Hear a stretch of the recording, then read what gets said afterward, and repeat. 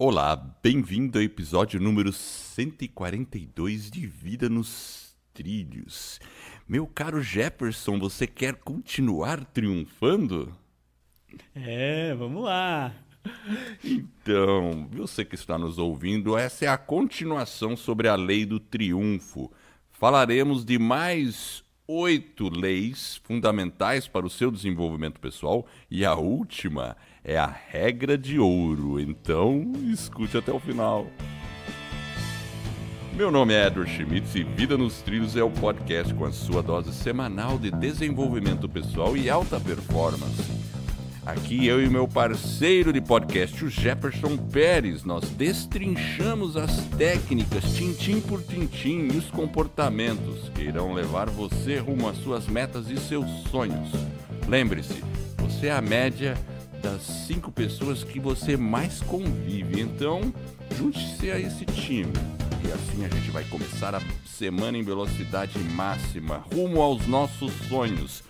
Jefferson Pérez, tudo tranquilo? Pá, tudo tranquilo e triunfando. Tá triunfando, Ana? Vamos triunfar, né? A gente vamos lá, rumo ao triunfo. E o triunfo, lembrando, você que está nos ouvindo, claro, o triunfo não necessariamente é um triunfo financeiro, porque as pessoas sempre têm aquela ideia, sucesso... ou é fama, ou é dinheiro, ou sei lá, ou é poder. Não necessariamente. É um empreendimento que você está fazendo, é ter uma vida equilibrada, tem várias formas de termos sucesso. E no episódio passado, para quem não escutou, nós falamos as 8 primeiras leis do triunfo. De quem que é? Napoleão Hill. Napoleon Hill. Esse é um escritor assim memorável. Ele escreveu livros aí na década de 30, 40, né, Jefferson? Eu não sei. Ele escreveu inúmeros livros, né? Inúmeros livros. E ele, nessas oportunidades, ele entrevistou todas as pessoas com muito sucesso. Foram centenas de pessoas. Entre pessoas com muito dinheiro, evidentemente, mas pessoas com grandes realizações. E ele fez um compêndio das leis ou do que estava por trás da personalidade dessas pessoas e o que elas faziam. Vamos falar rapidinho as 8 primeiras leis, Jefferson? Você faz um resumão aí? Vamos lá. Então, a primeira lei era a lei da associação com as pessoas com o mesmo perfil de pensamento, ou seja, a mente mestra. A lei número 2 falava sobre o objetivo principal definido, ou seja, o seu propósito, aí, qual que são suas metas. Terceiro, confiança em si próprio. Quarta, economia, ou seja, o costume de economizar. A quinta era iniciativa e liderança, sua capacidade de se autoliderar também. A sexta falava da imaginação, de utilizarmos a nossa criatividade. A 7, que é o entusiasmo, a 7ª, né? Exato. E o 8º, o autocontrole. Nós falamos. E agora nós vamos entrar na 9ª. 9ª. E eu vou fazer aquela mesma brincadeira que eu fiz no último episódio. Vou ler o original em inglês. E você traduz. Ok. Então vamos à 9ª. Rufem os tambores. Doing more than pay for. Tradução simultânea. O hábito de fazer mais que a obrigação? Exatamente. Ou pelo que pagam você, né? Porque às vezes a pessoa fala, ó, te paguei para varrer o quintal. O cara só varre o quintal. Mas o hábito, se você, além de varrer o quintal, você ainda apara algumas outras coisas ali, a pessoa vai ficar assim, como é que ela vai ficar? Super feliz. Você entregar mais do que a pessoa pediu é uma garantia de satisfação. E esse deve ser um hábito interessante nos nossos empreendimentos, porque se você tem um negócio, quer conquistar clientes, e você só entrega o que o cliente pediu, tudo bem, você está fazendo uma coisa correta, mas você não está surpreendendo o cliente. E hoje em dia, num mercado tão competitivo, veja só, é uma lei que vale naquela época vale ainda mais hoje. Se você se entrega algo a mais, você se diferencia. E qual é a diferenciação que você está tendo nas suas realizações agora? E aí, Jefferson? Eu acho que ele coloca no livro lá que tem dois tipos de pessoas, né? As que não vão realmente conseguir, né? Principalmente com relação ao objetivo, que é a Lei 2. Ele fala assim que tem esses dois tipos de pessoas. Aquelas que não vão realizar o que é solicitado e aquelas que apenas vão fazer o que foi pedido. Porém, ele coloca o seguinte, ele identificou naquelas pessoas, naquelas 6.000 pessoas que ele entrevistou, que essas pessoas elas tinham aquele interesse em se desenvolver, em se crescer, seja na área espiritual, familiar, enfim. Elas tinham esse costume de o quê? De dar um passo a mais, de ir além. Então, elas efetuavam mais do que lhe era pedido. Então, essa questão, às vezes, a gente tem que pensar, às vezes, dentro de casa, dentro da família, no nosso cotidiano, a gente tem que trazer isso. Inclusive, Edward, eu lembrei de uma historinha, acho que ela tem várias versões. E ela fala o seguinte, tem um chefe que ele chama um funcionário dele e ele fala o seguinte, olha, João, você vai fazer o seguinte, eu estou precisando de um abacaxi. Então, você vai lá no supermercado e traga para mim um abacaxi. Aí, o João sai da sala e fica pensando, caramba, ele veio me pedir para buscar um abacaxi no supermercado. E aí ele vai meio que resmungando, mas vai para o supermercado. Na hora que ele chega no supermercado, ele encontra um colega. E aí ele fica lá meia hora papeando com o colega. Ao invés de ser uma conversa mais rápida, ele faz ali apenas uma conversa de 30 minutos. Então aquilo que era para ser um pouco mais rápido, acaba demorando um pouco mais. E aí ele vai para o hortifruti, ele chega lá, o que ele acha na seção que ele está procurando abacaxi? Ele não encontra o abacaxi. Ele não encontra o abacaxi. E aí ele olha e fala, ok. Ele pergunta, não tem abacaxi, ele volta, feliz da vida, e conta para o chefe dele, olha chefe, é o seguinte, lá no supermercado não tem abacaxi. E, ok. Aí o chefe pega e chama o Pedrinho. Pedrinho, é o seguinte, eu tenho uma missão para você. Eu preciso que você vá no supermercado e busque um abacaxi. E aí sai o Pedrinho, todo feliz, alegre, entusiasmado. Ele usou a Lei 7 do Triunfo. E aí ele foi para o supermercado. Chegando no supermercado, ele encontrou um primo que ele não via há mais de 10 anos. E aí ele conversou rapidamente com o amigo, pegou o telefone dele, lá do primo dele, na verdade, né? Guardou lá no celular dele, falou, olha, estou no trabalho agora, estou numa missão, eu vou cumprir aqui a minha missão, mas à noite eu te ligo e a gente troca uma ideia, vamos marcar alguma coisa. E aí ele foi lá na prateleira, o que ele encontrou? Ele também não deve ter encontrado abacaxi. Ele não encontrou abacaxi. Só que aí o que ele fez? Ele chamou a moça e falou para ela o seguinte, olha, eu preciso de um abacaxi, porque o meu chefe mandou eu vir aqui buscar um abacaxi. E aí ele atazanou a moça, e a moça tentou lá entrar em contato lá com outro varejão, enfim. E falou, olha, agora são 11 da manhã, eu só vou conseguir trazer esse abacaxi às 2 da tarde. Aí ele falou, ok, então vamos lá, que fruta você tem na promoção aí? E aí ele listou lá, eu tenho abacate, eu tenho uma melancia aqui, 30 centavos o quilo, enfim. E aí ele voltou rapidamente contando para o chefe. E aí ele chegou para o chefe e falou, chefe, é o seguinte, não tem abacaxi, vai chegar 1 da tarde, mas a propósito, eu já reservei aqui, ó, sei lá, X quilos de abacate e tal, será que eu posso trazer uma dessas outras frutas? Então, esse hábito de fazer mais do que a obrigação, às vezes a gente tem que pensar nele, né? Acho que a história, né, o sujeito realmente mostra 2 comportamentos completamente diferentes, né? Exato.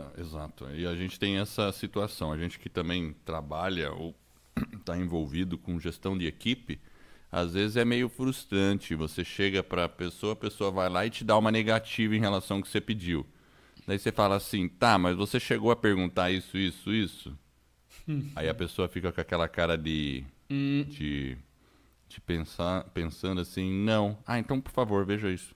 Aí lá vai ela de volta. Aí você fica perguntando, por que ela não escarafunchou mais? Meu pai adorava essa palavra, escarafunchar, né? Você cava um pouco mais, vai lá procurar, né? Dá uma... e explora as opções. É duro, né? Essa coisa, tem abacaxi? Não tem, tá bom. Ó, não tem abacaxi. Você perguntou que hora que chega? O outro perguntou que hora que chega. Enfim, então é isso aí. Entregar mais do que te pedem. Isso vale para tudo, para o seu relacionamento, para as suas amizades, para o seu trabalho, inclusive para o que você realiza para você mesmo também. Sempre procura fazer um pouco mais do que você pensou inicialmente. Inclusive é um pensamento meio limitante que a pessoa tem, né? Se ela entregar apenas o que é pedido. Então, às vezes, se você quer realmente avançar e crescer, tenha em mente que é preciso, às vezes, dar alguns passos a mais. Então, não seja aquela pessoa mediana que entrega só o resultado ali, só o esperado, né? Às vezes, aquele passinho a mais é o que vai fazer a diferença na nossa vida. Então, essa é a lei número 9. 9. E a 10? Muito bem. A 10ª, vamos lá. A pleasing personality. E aí? Pleasing, atraente, Pleasing. pessoa Exato. atraente. Agradável. Pleasing, agradável. Uma personalidade agradável. Realmente, eu acho que é interessante mesmo, né, Eduardo? Porque se você cultiva esse... Porque às vezes a gente fala... Né, o relacionamento, né, é a obtenção... Você tem que se relacionar, às vezes, para você alcançar aquilo que você deseja. E isso não é ruim, né? Às vezes com a família, com os filhos. Então, você tem que procurar realmente ser uma pessoa mais agradável, mais atenciosa. E isso serve para todo mundo, né? E tem aquelas pessoas que têm isso naturalmente, né? Ela já é uma pessoa, né, que tem essa personalidade assim mais realmente atraente, mais agradável. E a gente não está falando de beleza, né? Estamos falando de atitude, de comportamento. Né? Aquelas pessoas... Tem gente que não faz esforço, às vezes, para ser um pouco mais simpático. Sabe o que eu acho estranho? Às vezes a pessoa fala, eu sou assim, eu nasci assim. E o cara é uma pessoa, digamos assim, um chucro. Ou verdade, tem né? aquela dificuldade de se relacionar. E você fala, a síndrome de Gabriela, né? Eu nasci assim, eu sou sempre assim. Síndrome de Gabriela. Ai, coitada das Gabrielas, né? Aí ficou essa música, né? Você conhece? Eu sou Gabriela, não é? Acho que é isso, né? Mas eu não vou cantar aqui de novo, Jefferson. Tá bom, vai. Você tá fazendo cara feia. Fazendo caretinha? Assim, eu acho que o cara tem o direito, às vezes, né, de ser lá, talvez, a Gabriela, né? Mas, sei lá, eu acho que, né, para quem está pensando assim, às vezes, né, você se desenvolver, o que custa às vezes ser um pouco mais agradável? É uma habilidade também. E a gente, às vezes, é mais satisfatório você estar do lado de alguém que é mais agradável, ou que pelo menos se esforça para poder ser agradável. Não, igual a pessoa fala, eu sou assim, eu nasci assim, e a pessoa é uma pessoa difícil, enfim. Eu acho Às vezes a pessoa também vai com aquele negócio, não, eu sempre digo o que eu penso. E aí é tipo assim, né? Vem a pessoa toda simpática, feliz. Eu adoro vermelho. Eu odeio vermelho. Isso é uma cor horrível. Poxa, por que você fala uma coisa dessa, né, meu? Gosto é gosto, né? A pessoa vem toda entusiasmada e tal, ela quer contar pra você, aí você dá uma dessa nela, a pessoa já sai. Exatamente. Então... porque eu digo o que eu penso, eu sou assim mesmo e... Então... Ela até pode dizer o que ela pensa, mas às vezes de uma forma mais agradável, apenas isso, né? Exato. Então, ser agradável, porque... E também aquele negócio, imagina você vai qualquer comércio e você vai pedir alguma coisa, a gente já passou por essa experiência. A pessoa te atende resmungando, com cara fechada, a sua tendência é não retornar àquele negócio. Né? Você vai pedir um café em algum lugar, toma aí, pega aí, e com aquela cara assim, você não vai gostar. Agora, se a pessoa é agradável, bom dia, o senhor deseja um pouco de açúcar, adoçante, e tem toda aquele tratamento agradável, claro que vai ser uma experiência muito melhor. E nesses relacionamentos, porque você veja, tem a primeira lei, que era a lei do mastermind, que é você estar em grupos. E para você pertencer a um grupo, você não consegue ficar num grupo por muito tempo se você for a pessoa que tem uma nuvenzinha na sua cabeça o tempo todo. As pessoas vão naturalmente tentar se afastar de você. Então, a gente tem que realmente cultivar isso. E é uma habilidade que dá para ser desenvolvida. Isso que é importante ter em mente. A pessoa pode, entre aspas, nascer com essa habilidade, porque ela desenvolveu isso desde a infância, mas eu não tenho essa habilidade. Mas desenvolva, veja qual é o comportamento que pode te levar a isso, né? Percebe? Um sorriso, não precisa muita coisa. Sorrir, né? Falar bom dia ou não sei o quê, e isso já começa a mudar. Puxar um papo, saber ouvir, porque muitas vezes o fato de se você ouvir, a outra pessoa já tem uma percepção que você é uma pessoa agradável, porque você ouviu ela. Né? Enfim. Ó, eu googlei aqui, Edward, no meu resultado aqui, ó, o triunfo é uma questão de êxito. Então, às vezes, se você, por exemplo, como você falou, então, ter uma personalidade atraente é ter êxito o quê? Num relacionamento, numa conversa. Então, a questão do triunfo, né, que é as leis do triunfo das pessoas que obtiveram esse sucesso, elas foram... É uma das características das pessoas que chegaram, né, em resultados extraordinários. Então, será que a gente deveria desprezar realmente essa questão de ter uma personalidade atraente, de ter um esforcinho a mais ali, demonstrar, sei lá, a amabilidade, uma empatia, né, essa bondade? Eu acho que é uma coisa que às vezes falta, né? Igual você falou, você vai num local, você falou, acho que foi bem interessante, né? Se você é bem atendido, a pessoa é uma personalidade, mas tem essa questão da agradabilidade, de ser atraente, com certeza você vai lembrar daquele lugar e vai retornar naquele local. Então, isso acho que serve realmente, é uma lei muito interessante. Então, a gente tem que procurar ser mais, acho que agradável, sim, e simpático. Excelente. E agora vamos para a 11ª. Accurate thinking. Pensar com precisão, com exatidão. Exatamente. É isso aí. E, bom, de fato, se você tem e quer ter êxito em alguma coisa, se você tiver pensamentos confusos, porque primeiro você tem que ter o objetivo em mente, como foi falado lá atrás, você tem que saber o que você quer. Mas se por outro lado você vai seguir um caminho e você fala, beleza, eu quero atingir isso e vou fazer dessa forma. Daí dali a 5 minutos você fala, não, vou fazer dessa outra forma. Aí passou mais 2 minutinhos e você fala, não, melhor fazer desse outro jeito. Aí depois você pensa de novo, não, acho que eu vou voltar para a primeira opção. Bom, você não vai nunca para frente, porque o seu pensamento fica toda hora se desviando, indo para cada hora para um lado, sabe? Então, se você não chegar alguma hora a definir, pensar com exatidão, tentar delinear os passos para aquele objetivo e ter foco de fato, você não vai conseguir ir para lugar nenhum. Então essa que é uma habilidade, né? Você pode ter até uma ideia, eu quero chegar no topo do morro, mas se cada hora você ficar mudando a trajetória, não, vamos por aqui, não, acho que é melhor ir por ali, não, tá difícil, vou voltar por outro lado, não vai para lugar nenhum, concorda? Eu acho que o pensar com exatidão, ele passa também a questão do pensamento é você realmente direcionar os seus pensamentos consciente, principalmente aquilo que você controla, porque aí o inconsciente vai ser ali uma consequência, é colocar o pensamento naquilo que, nos temas, nos conteúdos, nos fatos, que realmente, de algum modo, vão lhe trazer mais perto daquilo que você deseja, lá do objetivo, né, que é o item 2, do seu propósito.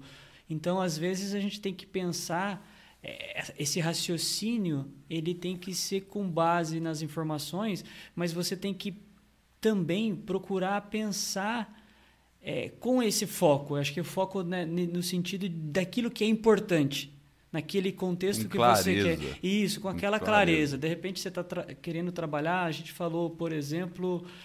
a gente falou tem um item lá da economia. Então, se eu estou pensando, eu estou com um problema de economia, e eu preciso ajustar as minhas finanças. Então, a minha meta ela tem que ter aqueles pensamentos naquele sentido de como que eu organizo aquilo. Então, eu tenho que pensar com exatidão. Então, né, eu vou ler um livro, mas eu vou ter aquele pensamento para organizar a minha vida, para organizar aquele tema, aquela área da vida, para que eu realmente pense com exatidão no conteúdo e não, às vezes, igual você falou, né? Ele dispersa, né? Exato. Então, e hoje em dia, para dispersar, é muito fácil também. Então, isso é importante, porque às vezes você pode estar pensando, e às vezes a gente procura pensamentos, às vezes, tão desnecessários, né? Tão inoportunos, inadequados, digamos assim. Então, a gente tem que realmente cultivar bons pensamentos e com exatidão. Acho que é legal. E a 12ª? A 12ª. Concentration. Opa, concentração. Concentração. Esse é o foco, então, né? Então tem que centrar, cruzar as pernas e ficar ali com aquela posição de lótus, né? Você sabe qual que é a posição de lótus? Pensando direitinho. Não, não é isso. Não necessariamente. Pode ser assim também. Mas concentração é focar num assunto por um longo período de tempo, ou por um tempo razoável. Não adianta. Aí vem as mídias sociais, né?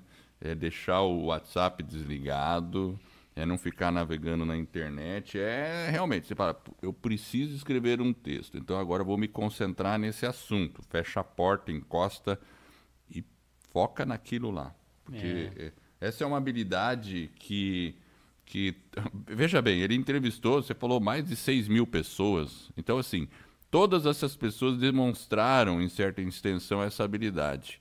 E a gente tem que desenvolver essa habilidade, ainda mais no mundo de hoje, que tem um monte de coisas que fica distraindo a gente, nos chamando a atenção. A gente já fez episódios, né? Eu fico pensando se o Napoleão Hill tivesse vivo hoje, né? Essa aqui não seria a 12ª, talvez ela seria a primeira, né? Porque eu também acho. Ela iria lá ela ia subir de patamar, porque realmente a gente tem muitas coisas querendo roubar a nossa atenção. É um bombardeio. Até assim, o WhatsApp, eu recentemente realmente segui a sua recomendação, sabe, Jeffrey? E saí de vários grupos do WhatsApp, porque já não estava dando mais. É muito grupo. Aí você vai, olha lá, você não consegue ler nada, porque já passou tanta coisa ali, daí se você tentar ler, então tá perdido. Então, às vezes, é melhor você escolher os grupos que você quer participar de fato.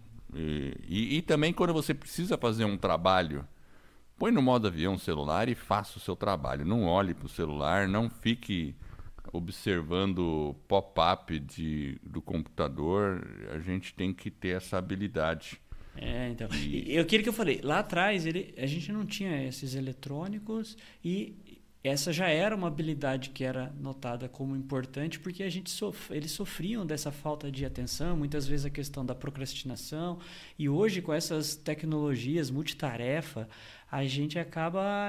que o trabalho realmente às vezes fica aquém daquilo que é esperado. E essa falta de foco, de concentração, né, informação excessiva e às vezes a gente se sente frustrado, igual você falou, tem um monte de grupo, aí você olha lá, você fica até meio frustrado, você fala, puxa, eu queria acompanhar.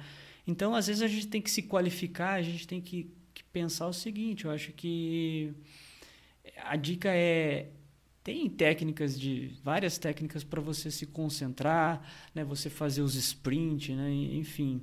Mas eu acho que o simples fato de você colocar o celular ali em silencioso, deixar ele de lado, já é um grande avanço. E às vezes por 1 hora, 2 horas, sim, 2 horas, eu estou fazendo um trabalho agora que é importante, então eu vou me concentrar e vou me entregar o meu potencial todo para realmente conseguir concluir aquela atividade, avançar nela. E aí eu vou conseguir, às vezes, nessas 2 horas, ter um desempenho ótimo ali, 1 hora que seja, descansa um pouquinho, mais 1 hora, e entrego aquele resultado, é muito mais produtivo do que às vezes você ficar fazendo essas 2 horas, checando, e aí talvez você vai demorar o dobro do tempo, talvez 4 horas. Você concorda que é meio esquisito? Vamos lá, a gente fica, porque o WhatsApp que eu acho que é o mais crítico, eu percebo em mim, porque ele está ligado, vem as notificações, daí você tem aquela tentação de olhar.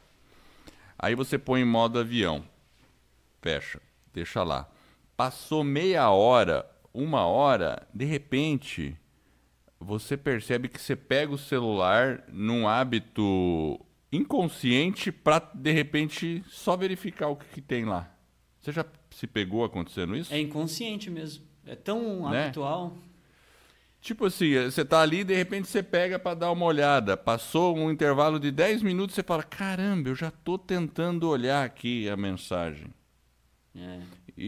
Um dia eu fiz um teste. Eu peguei o meu ícone do WhatsApp e mudei de lugar. Sabe o que acontecia? Eu abria, entrava e clicava sempre no ícone errado. Não porque eu estava querendo clicar no WhatsApp, mas eu percebia que eu tinha nos primeiros minutos, né, que eu estava entrando, eu percebi, poxa, eu desenvolvi o hábito de entrar no celular e já ver o WhatsApp, sem pensar. Interessante? A gente tem que ter um cuidado, né? Tem que ter um cuidado. E aí você percebe até no seu movimento repetitivo. Putz, tá louco, né? Então vamos mexer nesse negócio, vamos deixar ele de lado. Então, concentração, né? Essa é a 12ª. Exato. Vamos à 13ª. Mas antes... Mas antes... Antes, nós temos o quê? A frase da semana. Ok, vamos lá para os recadinhos. Temos 2 recados bem rápidos. Primeiro, para quem deseja saber como criar, produzir e divulgar o seu podcast, teremos um webinário, ou seja, uma aula onde eu e o Edward iremos revelar o que você precisa fazer para criar, estruturar e lançar o seu podcast em menos de 90 dias. Além disso, você irá se surpreender com a baixa necessidade de investimento. E se você tem uma grande mensagem para compartilhar com o mundo, mas não sabe bem por onde começar, acesse escoladopodcast.com/webinário e se inscreva nessa aula. De novo, escoladopodcast.com/webinário. E o segundo recado é, para quem está com dificuldade ou precisa de um apoio para colocar suas grandes metas nos trilhos, nós também teremos um webinário onde eu e o Edward iremos revelar como você pode atingir resultados extraordinários em apenas 90 dias. Este é um método que criamos e desenvolvemos para você atingir suas metas. E funciona mesmo que você não tenha muita disciplina e foco ou tenha desistido diversas vezes de sua meta. Acesse vidanostrilhos.com.br/webinário e se inscreva. vidanostrilhos.com.br/webinário. Olha lá, Edward, a frase começa da seguinte forma: o entusiasmo é a maior força da alma. Conserva-o e nunca te faltará poder para conseguires o que desejas. Napoleão Hill. Olha só, né? E o entusiasmo é a 7ª lei que ele colocou, que está no episódio anterior. E realmente, se você é um cara desentusiasmado, você não consegue nem sair da cama. Concorda? E o entusiasmo é contagiante, né? É contagiante. E aí, com o entusiasmo, você consegue desenvolver imaginação, você consegue se unir a pessoas, você desenvolve a autoconfiança, né? Do entusiasmo sai a iniciativa, consequentemente a liderança, enfim. Realmente, eu acho que o entusiasmo é uma mola propulsora e a gente tem que conservar ele o tempo todo. Então, encontre um motivo para ser entusiasmado, mesmo numa situação adversa. Às vezes está difícil agora, você está numa circunstância não muito legal, mas tem que manter o entusiasmo, porque o entusiasmo está ligado com a esperança, né? Porque você espera que algo melhor aconteça. Mas também é naquele sentido de esperar algo melhor, mas curtir o momento atual, mesmo numa adversidade. Aí você fica entusiasmado com o momento presente. É um desafio. É um desafio, mas temos que conservá-lo. É isso mesmo. Muito bem. Então, ok. E aí a gente ia falar a 13ª, né? Começando sempre em inglês. English. English. Legendas, por favor. Legendas desse áudio vai ficar legal, hein? Putz, é verdade, não dá. Vamos lá. Cooperation. Cooperação, exatamente. A gente não faz nada sozinho, né, Jefferson? A gente não faz nada sozinho. Não tem jeito. Esse negócio, eu mesmo vou resolver. Não tem isso. E quando você tem a cooperação de outras pessoas, ou pode contar, é diferente. Imagina se a gente fizesse todo esse projeto do Vida nos Trilhos, ou eu sozinho ou você sozinho. Seria muito mais trabalhoso. O fato da gente se unir e cooperar torna o nosso trabalho, assim, é aquela velha regra do 1 mais 1 não é 2, talvez seja 3, 4. É uma coisa que não tem uma relação assim, linear, concorda? Exato. E quando você junta muitas pessoas, e todas entusiasmadas também, em cooperação, aí a gente tem as grandes realizações da humanidade. E aquilo que você falou, né, no episódio anterior, né, essas pessoas, né, você falou, né, dos Rockefellers lá, enfim, eles colaboravam entre eles. Existe aquele grupo, né, nós falamos lá no começo, né, do Mastermind, da mente mestra, lá da primeira lei. Então, quando você está junto, às vezes a gente tem que entender que é possível colaborar um com o outro. E essa colaboração, ela passa, às vezes, por um caminho que, às vezes, você tem que enxergar, né? As pessoas falam oponente, um concorrente, mas, às vezes, não são inimigos. Às vezes tem pontos de intersecção, tem pontos de divergência, mas a gente tem que compreender que a colaboração muitas vezes ela é necessária e ela é importante. Às vezes dentro, por exemplo, como você falou, né, dentro do ambiente profissional, às vezes isso é importante, a colaboração dos colaboradores, eles são importantes, a gerência é importante, tem que ter esse envolvimento e essa colaboração, ela tem que ocorrer em todos os níveis. E não levando em conta, muitas vezes, apenas o interesse único. Às vezes, o interesse é um interesse coletivo, para o bem-estar de todo mundo que está à nossa volta. E isso falando em vários aspectos. Infelizmente, alguns a gente não vê isso. Por exemplo, a gente vê na política, a gente vê que essa questão da colaboração ela precisa ser aprimorada e avançar. Mas eu acho que na nossa vida, a gente tem que ser pessoas antes de querer ter, mas, acima de tudo, ser colaboradores. Eu acho que é algo realmente interessante, né? A gente poder enxergar, às vezes, né, num concorrente,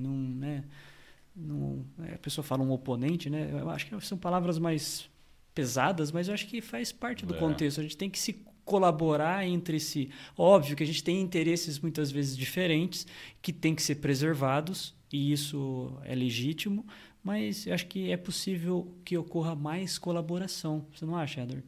Eu concordo totalmente. E às vezes a gente pensa, o concorrente, não sei o quê, o cara é um oponente. Eu tenho uma observação interessante. Aqui em Curitiba, uma época eu estava ali eu vou fazer propaganda agora. Eu estava no Shopping Miller. Sem cobrar nada, Curitiba, hein? Conhece, sem cobrar nada. Não vou cobrar, né? Eles não poderiam pagar também, né? É difícil, né? Ok. Convenhamos, né? Convenhamos. Então, assim, no Shopping Miller, tinha várias lojas de hambúrguer lá. Hamburguerias, né? Tinha o McDonald's, tinha o como é que chama lá? O Burger King? Burger King. Acho que tinha os girafas lá e enfim, né? Tinha vários ali, né? Aí, um dia, abriram o Madeiro. Você conhece a Rede Madeiro, que é um excelente hambúrguer. Eu falei, caramba, mais um? Alguém vai se ferrar desse jeito. E não, todos estão vendendo muito hambúrguer. Tá vendo? Aí você fala assim, é ruim? Não. Assim, aqui nós temos em Curitiba a Rua Tefé. Quem conhece Curitiba sabe o que tem na Rua Tefé. O que tem na Rua Tefé? Jefferson, você sabe? Eu não. Você não sabe, você não está muito ligado em Curitiba. Mas tem várias lojas de calçado. E isso acontece em vários bairros, né? Lá em São Paulo, a Santa Ifigênia, várias lojas de eletrônicos e... A Rua das Noivas. Rua das Noivas. Aí, por que todos eles... o concorrente do meu lado, por que eu não vou para outro canto? Por quê? Porque eles sabem que se eles se unirem ali, a probabilidade das pessoas irem lá é maior. E, claro, pode ser que a pessoa não goste, na Rua das Noivas, do vestido da sua loja. vai gostar do concorrente ali, mas outro não vai gostar do concorrente, mas vai gostar da sua loja. Tudo é uma questão, mas vocês unidos atraem mais público. Olha que interessante, com cooperação. E pensa assim, ele já visualizou, né, o Napoleão Hill visualizou que esse caminho da colaboração, ele é promissor, né, para você se realizar pessoalmente ou coletivamente.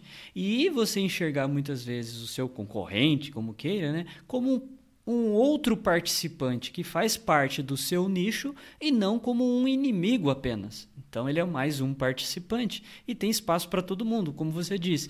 Tem espaço para o Madeiro e tem espaço para o McDonald's. Ok, e tá tudo bem. Exatamente. E não comam hambúrguer demais, tá? Não é bom para a sua saúde. De vez em quando, tudo bem. Disclaimer!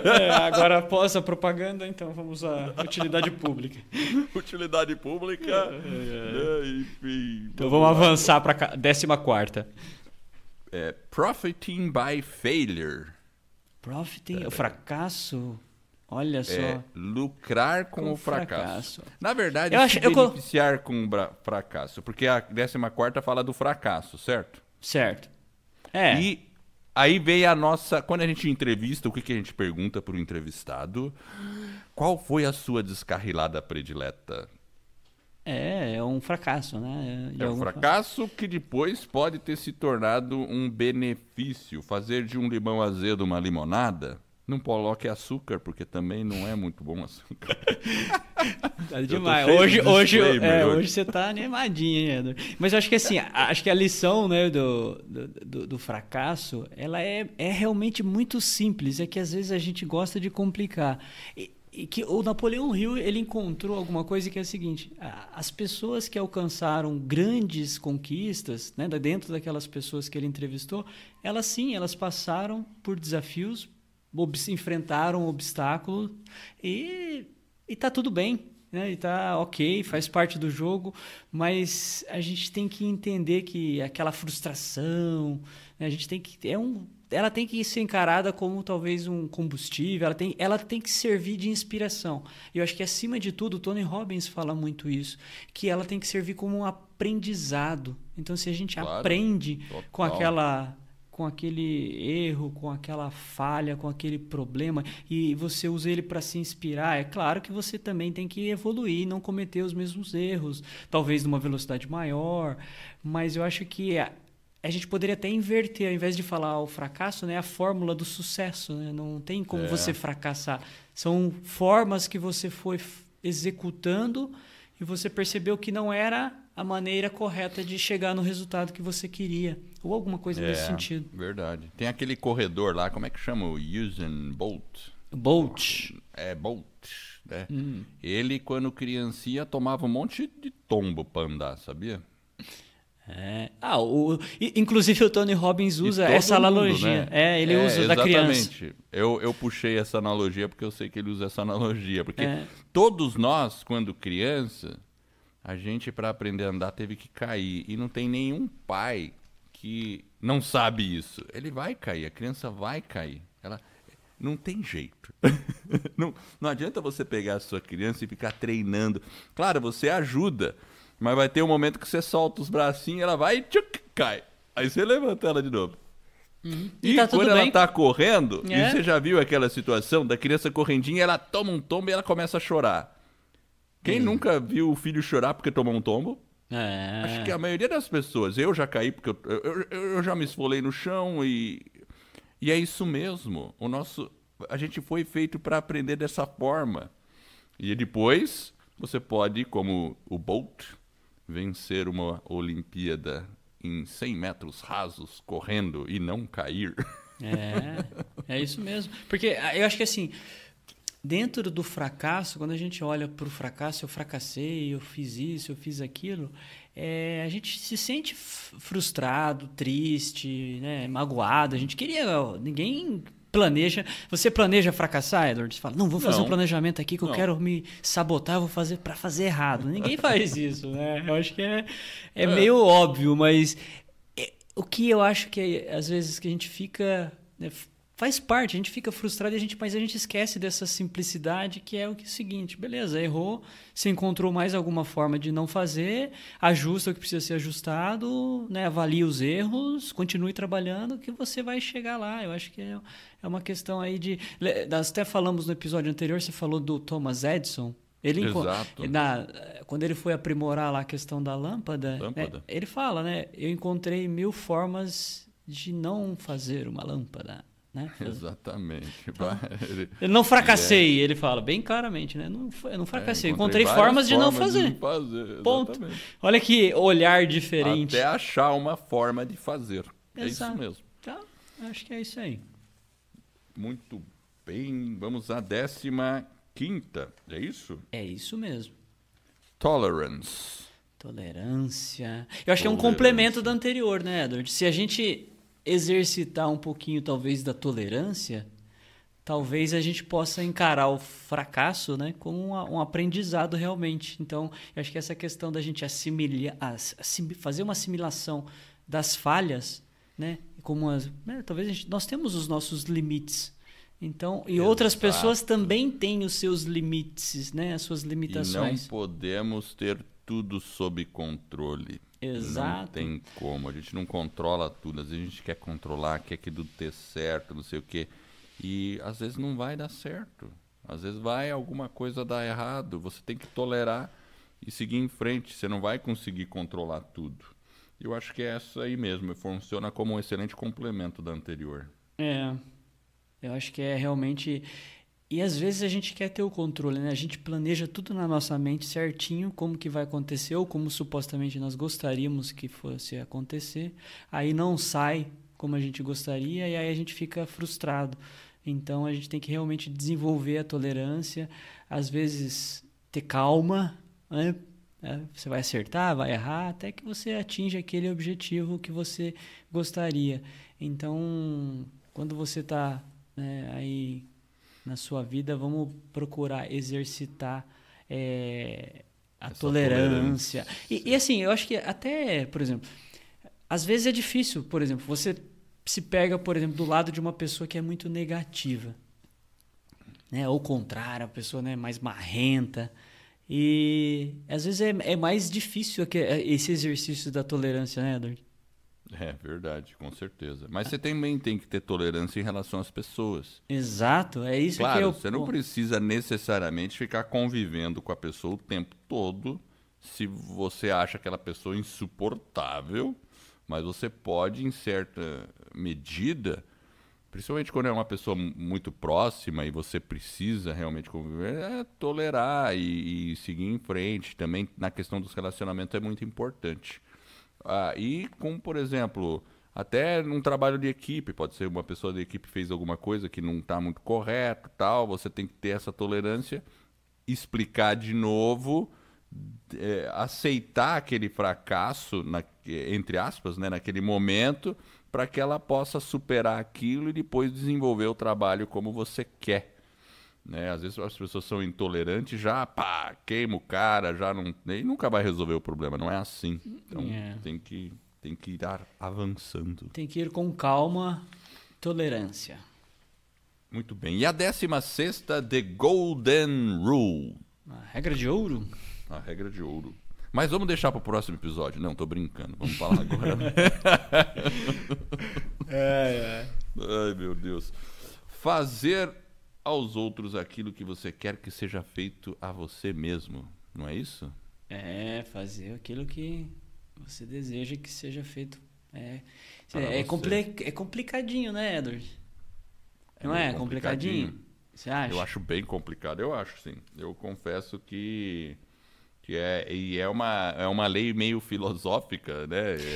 É bíblico. Exato, é isso que eu ia falar. É uma lei. Aí a gente fica coçando a cabeça falando, peraí, mas se eu fizer sempre isso, as outras pessoas vão tomar vantagem de mim, né?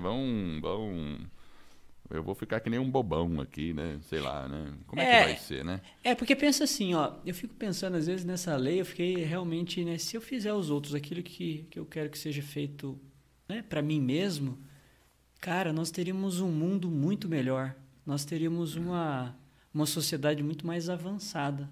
Porque a gente vê tantas coisas incorretas, enfim. Acho que a gente não precisa ficar falando das coisas erradas. A sociedade seria perfeita. Porque eu Exato, teria uma perfeição. Eu já pensei nisso. Porque eu penso dois extremos de sociedade. Sabe aquela sociedade que a gente já viu, né, até nos filmes, onde a pessoa conquista o poder. E todas as pessoas seguem esse poderoso rei, imperador, sei lá o quê, e seguem ele porque também tem medo dele. Se o cara contraria, o cara vai lá e pum, mata o cara e aí ele tem os seguidores, porque todos o temem. E só que esse cara tem que estar de olho sempre o que está nas costas dele, porque um dia pode um cara destroná-lo lá, né? E toma o poder e aí ele que vira o cara que vai fazer todas as maluquices lá. Eu não gostaria de viver numa sociedade assim, onde eu teria que toda hora estar olhando as minhas costas e ter receio do meu próprio filho, de uma pessoa do meu sangue, porque eu não sei se ela pudesse me derrubar. E a gente já viu nas histórias da humanidade e existem essas situações. Onde pessoas da mesma família derrubaram o outro, traíram, fizeram um monte pelo poder. Agora, se eu tenho a sociedade dessa forma, que é totalmente altruísta, onde você não se preocupa com você mesmo e faz o bem para as outras pessoas, o que você queria que fizesse para você mesmo, percebe que você passa a não ter que se preocupar com você e tudo estaria resolvido, porque todas as pessoas daquela sociedade estariam pensando no seu bem. Ao passo que na sociedade anterior, só você estaria pensando no seu bem e todas as outras pessoas queriam te apolenhar pelas costas. Qual sociedade você prefere? Claro que as duas são utópicas, não existe nem todas as pessoas querendo apunhalar você pelas costas, nem uma sociedade que todas as pessoas queiram o seu bem. Não existe isso, esses são dois opostos. Mas dentro dessa linha de equilíbrio, eu obviamente prefiro uma sociedade tendendo para o altruísmo. Então, essa é uma reflexão, né? Mas é uma utopia, né? A gente pensar, mas é um caminho a ser trilhado, eu acredito. Eu acho que é um caminho. Porque ele fala regra de ouro, então você fica pensando, realmente e aquilo que você falou, é algo que está nas escrituras sagradas, na Bíblia, né, no Alcorão, enfim, ele permeia vários pontos filosóficos de várias, né, doutrinas. E eu acho que assim, no instante que talvez nós, como sociedade, tenhamos essa percepção de que realmente tudo está interligado, né, que esse conceito talvez que a gente é muito individualista, ele é uma ilusão. Eu acho que a gente tem que se desprender desses padrões e acabar com essa questão talvez de soberba, enfim, das pessoas não pensar no outro. Eu acho que realmente é um ponto de reflexão. Faz parte da nossa evolução, como é um sociedade, ponto de reflexão. Né? Claro, mas numa sociedade imperfeita como a nossa, vale, vamos dizer assim, o discernimento. Então, claro, você vai fazer bem a pessoas que estão próximas de você, é evidente. E se você está na rua e percebe que uma pessoa está querendo levar vantagem, desconfia, claro, você não vai fazer para aquela pessoa o bem, entende? Você vai... Porque a gente consegue perceber isso, né? Detectar se a outra pessoa, em algumas circunstâncias, você percebe, não, essa pessoa está me enrolando, não é isso não. Então, claro, aí você, tudo bem, aí você se torna neutro nessa circunstância, eu diria. Agora, quando você percebe uma pessoa em necessidade ou precisa de uma ajuda, não estou falando nem de uma necessidade material, pode ser uma atenção, alguma coisa assim, claro que você deve fazer para aquela pessoa o que o seu coração te manda. E acho que a grande dificuldade é você fazer sem esperar nada em troca. É difícil. Verdade. Porque normalmente a gente quer fazer, mas você fica esperando algo em troca. Agora, por outro lado, quando a necessidade da outra pessoa é autêntica e você faz, a troca e o retorno sempre vai acontecer. Porque entra a lei da reciprocidade. Quando alguém faz o bem para você e você estava precisando daquilo, você vai sentir a necessidade de agradecer, porque isso é o obrigado, né? Você se sente obrigado a retribuir. É uma lei natural. Claro, se a pessoa está querendo te passar para trás, ela não vai sentir essa necessidade de retribuição. Né? Então é isso que a gente tem que detectar nessas relações. E não está errado. A gente tem que usar o nosso discernimento para perceber isso. E eu acho que é assim que segue. É verdade. Vamos tentar, então, implementar isso. Ao menos no nosso círculo, é onde a gente consegue influenciar, tratar os outros aí como a gente gostaria de ser tratado. Vamos nessa. Acabou, Edward? Acabou. A gente chegou da 16ª. Demorou 2 episódios, mas acabamos, 2 episódios, acabamos. E agora, imagine você, a gente conseguir aplicar tudo. Muitas coisas podem parecer óbvias. Você vai, não, mas isso é meio óbvio. Mas é impressionante como a gente não consegue aplicar em nossa vida coisas óbvias. Então é bom refletir, revisitar todas essas condições. Para mim foi muito interessante ter visto tudo isso de novo, refletido sobre cada um desses pontos, e o desafio de aplicar tudo continua seguindo. Então é isso aí, né? Vamos tentar aplicar agora, porque não adianta nada ficar na teoria. Vamos nessa. E eu quero agradecer você aí, ó, que está me ouvindo, que está ouvindo a mim e ao Jefferson. Eu espero de coração que esse episódio e todos os outros que a gente venha a produzir ajude você a colocar a sua vida nos trilhos, que você tenha triunfo e com as suas mais justas aspirações. E se você gostou do podcast, entre lá no iTunes, faça uma avaliação de 5 estrelas, coloque um comentário. Eu e o Jefferson nos sentiremos triunfantes. E é um suporte que vai permitir que esse podcast seja conhecido por mais pessoas. Aí você, eu, Jefferson, a gente vai estar ajudando outras pessoas a colocar a sua vida nos trilhos. E eu tive até agora a participação do Iaco, meu cachorro de estimação aqui. Perceberam, né? Ele deu uma latidinha. E em troca, com toda essa movimentação, mais e mais pessoas vão ficar no comando aí das suas vidas, e é um movimento que se inicia.